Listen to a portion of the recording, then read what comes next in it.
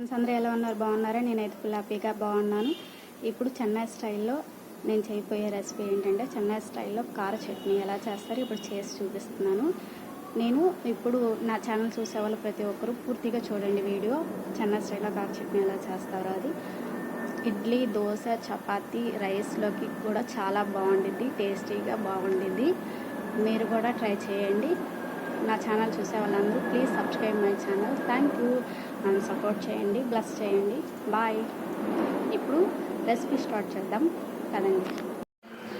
Hi friends, చెన్నైలో కార చట్నీ అంటారు.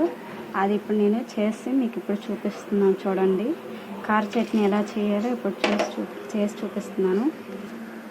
కొంచెం శనగపప్పు, కొంచెం మినప్పప్పు, కొంచెం పల్లీలు తీసుకోవాలి. ఇప్పుడు ఇవి ఫ్రై చేసుకోవాలి. నెక్స్ట్ కొంచెం అల్లం వేసుకుందాం. ఇప్పుడు ఎండుమిరపకాయలు వేసుకోవాలి. పచ్చిమిరపకాయలు వేయకూడదు, ఎండుమిరపకాయల వరకే వేసుకోవాలి. నెక్స్ట్ 3 టమాటాలు, 4 ఉల్లిపాయలు. ఉల్లిపాయలు ఎక్కువగా తీసుకోవాలి క్వాంటిటీ. ఇప్పుడు వీటిలో వేస్తున్నాను.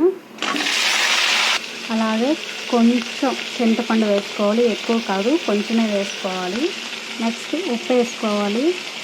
ఇవి బాగా ఫ్రై చేస్తూ ఉండాలి.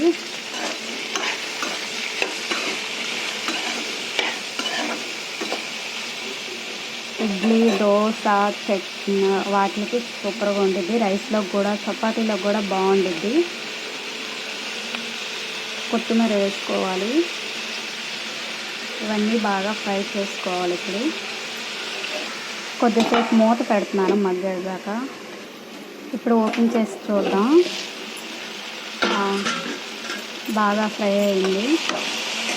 ఇప్పుడు ఇందులో కొంచెం కొబ్బరి వేస్తున్నాను. ఎక్కువ కాదు, కొంచెం వేసుకోవాలి కొబ్బరి.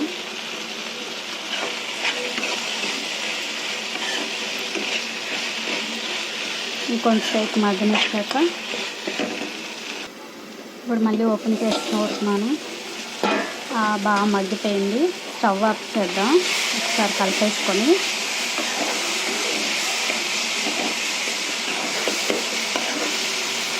ఇలా మగ్గిపోవాలి. మగ్గిపోయినాక స్టవ్ ఆఫ్ చేసుకొని ఇది బాగా చల్లారిన తర్వాత మిక్సీ పట్టుకోవాలి.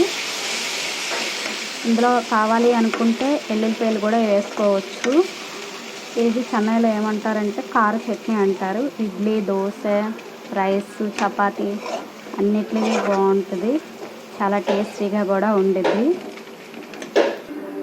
ఇదిగో పచ్చడి రెడీ అయిపోయింది. ఇప్పుడు నేను తాలింపు వేసుకుంటున్నాను. కళాయి పెట్టాను, కొంచెం ఆయిల్ వేస్తున్నాను.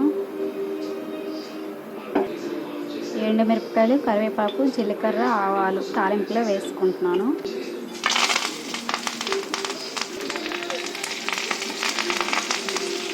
తాలింపు అయిపోయిన తర్వాత ఇందులో వేసుకోవాలి. అంతే, రెడీ కార చట్నీ. ఇది చెన్నై స్టైల్లో చాలా బాగుండిద్ది. ఇడ్లీ, దోశ అన్నిటికీ బాగుండిద్ది. తమిళనాడు స్టైల్ కార chutney ready. Please subscribe my channel. Thank you.